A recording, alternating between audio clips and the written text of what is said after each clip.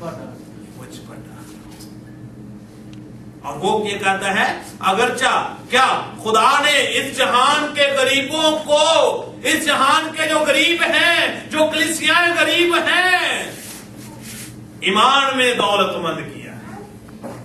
ईमान के अंदर, ईमान में क्या किया है, दौलतमंद, और उस बादशाही के वारिस, हालेलुया, बादशाही का वारिस कर दिया है। मैं तेरी मुसीबत को भी जानता हूं, मैं तेरी गरीबी को भी जानता हूं, मैं जानता हूं कि तुझे किन किन चीजों की जरूरत है। तुझे बताने की जरूरत नहीं, तुझे घबराने की जरूरत नहीं। एक और हवाला देखिए,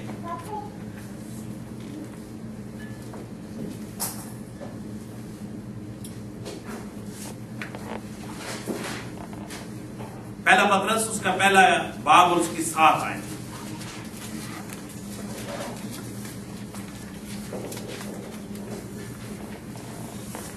जी जल्दी इस तरह देखिए। और ये इसलिए है कि तुम्हारा आजमाया हुआ ईमान जो आग से आजमाए हुए पानी सोने से भी ज्यादा, तुम्हारा ईमान जो है ये क्या है, ये इसलिए है ताकि तुम्हारा ईमान जो है आग से आजमाया जाए।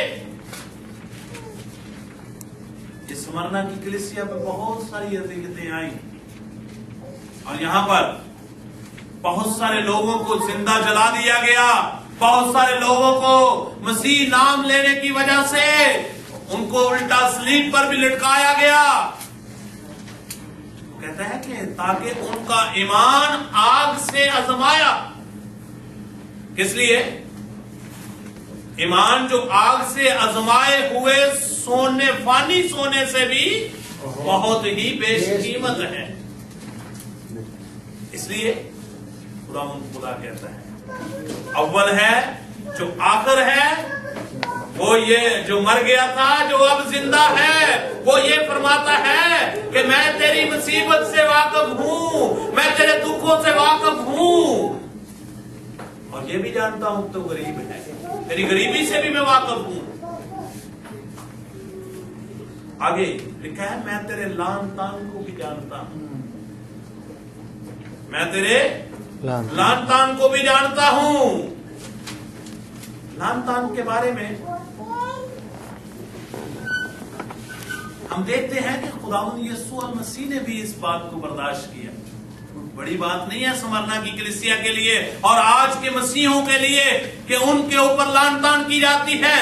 आप मत्ती रसूल की अंजील उसका 5 बाब उसकी 11 आयत को पढ़कर देखें, और इसी तरह इब्रानियों के नाम पौलुस रसूल का खत उसका 11 बाब और उसकी 26 आयत को देखें, निकालिए। और इसके साथ साथ मरकस की अंजील उसका 15 बाब उसकी 29 आयत को देखिए, पहला पतरस उसका 4 बाब और उसकी 13 आयत को देखिए, ताकि खुदावंद का कलाम हमें लान तान के बारे में क्या बताता है। और मसीह के लिए लान तान उठाने को मिस्र के खजानों से बड़ी दौलत जाना, हालेलुया, क्योंकि उसकी निगाह अजर पाने पर थी। उसकी निगाह किस पर थी? अजर पाने पर। लिखा है कि उसने मसीह के लिए, किसके लिए जी? मसीह के लिए लान तान को क्या किया? लान तान उठाने के लिए मिस्र के खजानों से उसको बड़ी दौलत समझा। मिस्र के खजानों का मालिक था। ये पता किसकी बात हो रही है? ये मूसा की बात कर रहा हूं।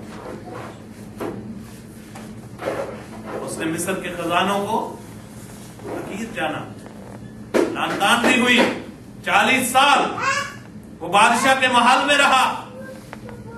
उसने लान तान को तरजीह नहीं दी, उसने सिर्फ खुदावंद में होकर। इसके साथ साथ एक और देखिए हवाला, उसके बाद हम इसको बस बंद कर देंगे।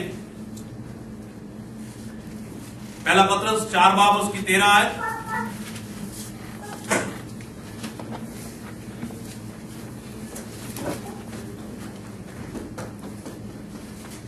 बल्कि मसीह के दुखों में जूं जूं शरीक हो खुशी करो, تاکہ اس کے جلال کے ظہور کے وقت بھی نہایت خوش و خرم ہو. کیا کریں؟ بلکہ مسیح کے دکھوں میں جوں جوں شریک ہو خوشی مناؤ، تاکہ اس کے جلال کے ظہور کے لیے کیا ہو؟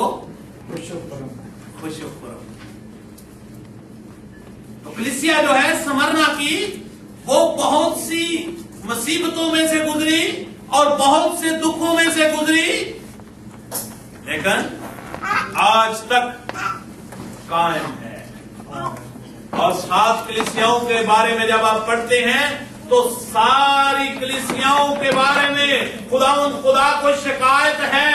صرف ایک کلیسیا ہے سمرنا کی جس کے بارے میں خداوند کو کوئی شکایت نہیں، بلکہ وہ کہتا ہے کہ میں یہ تیری ساری باتوں کو جانتا ہوں، تیری مصیبت کو بھی جانتا ہوں، تیرے دکھوں کو بھی جانتا ہوں، تیرے لان تان کو بھی جانتا ہوں.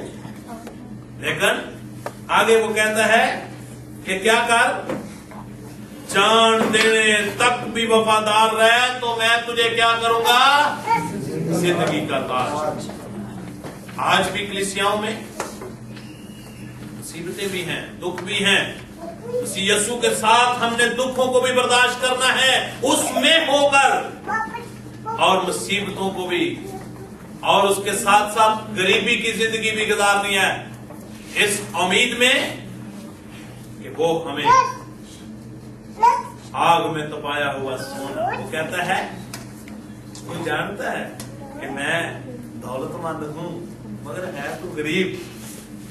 ہاں، افسس کی کلیسیا کو کیا کہتا ہے؟ کہتا ہے کہ تو سمجھتا ہے کہ میں دولت مند ہو گیا ہوں لیکن ہے تو غریب. مجھ سے مشورہ دیتا ہے کہ مجھ سے آگ میں تپایا ہوا سونا خرید لے. اور اس کلیسیا کو کیا کہتا ہے؟